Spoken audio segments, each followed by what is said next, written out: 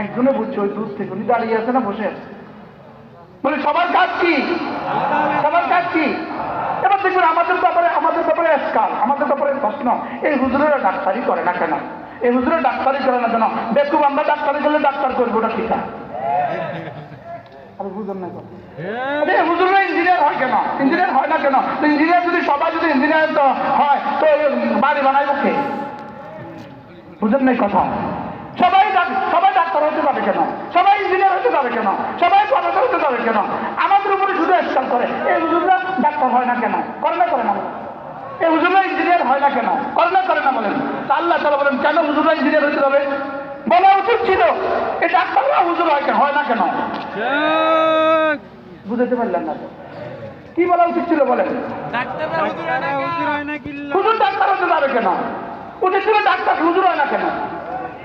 কি ভাই, তো ডাক্তার হবে, ইঞ্জিনিয়ার হবে, প্রফেসর হবে, লয়ার হবে, অ্যাডভোকেট হবে, ব্যবসায়ী হবে, শ্রমিক হবে, উদ্যোক্তা হবে, মালিক হবে, হুজুর হবে, খতিব হবে। আমি সব হতে যাবো কেন? আমাদের মাদ্রাসা যদি কখনো আমরা তাদেরকে দাওয়াত দিই, আচ্ছা বক্তৃতা দেয়, বলেন স্যার আচ্ছা বক্তৃতা, আমরা তোমাদেরকে আধুনিক বানাবো, আমরা তোমাকে আধুনিক বানাবো, তোমরা বিজ্ঞান শিখতে হবে। আমি কই আপনি কোন দিন ঢাকা ইউনিভার্সিটি গিয়ে বলছেন এই ছেলেরা তোমাদের দিন শিখতে হবে? বুঝলেন না কথা? মনে সব তো বিজ্ঞান শিখা লাগবে না, সব তো ডাক্তার হওয়া লাগবে না, সব তো ইঞ্জিনিয়ার হওয়া লাগবে না, সবাই কাজ আলাদা না, সবাইকে দিন শিখা লাগবে। দিন কাকে শিখা লাগবে?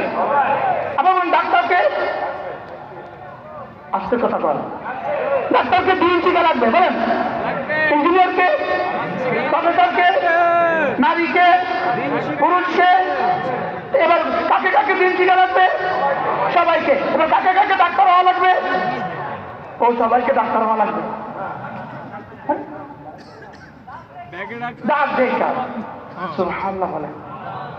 এবার মাসালা শিখেন, ডাক্তার হওয়া পর থেকে পায়া, ইঞ্জিনিয়ার হওয়ার পর থেকে পায়া, বুয়েটে পড়তে হবে কিছু মানুষ ইঞ্জিনিয়ার হইতেই হবে, ইঞ্জিনিয়ার হওয়ার পর থেকে পায়া, ড্রাইভার হওয়ার পর থেকে পায়া, লেকিন দিন পর যায়। এবার দিন কার জন্য? সবার জন্য।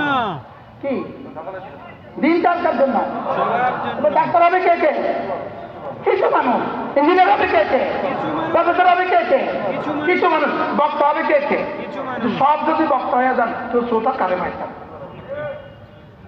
কি হয়? লেকিন দিন শিখতে হবে সকলকে।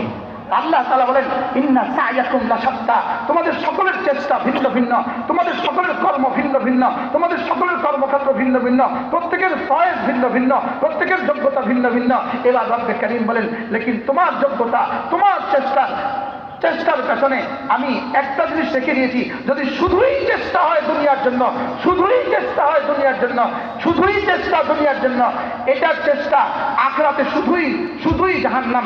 আর যদি চেষ্টা হয় দুনিয়ার জন্য, এটার সাথে তুমি আখিরাতকে মিলিয়ে দিতে পারো, তো আখিরাত এই চেষ্টাটাই তোমাকে জান্নাতে পৌঁছে। সুবহানাল্লাহ।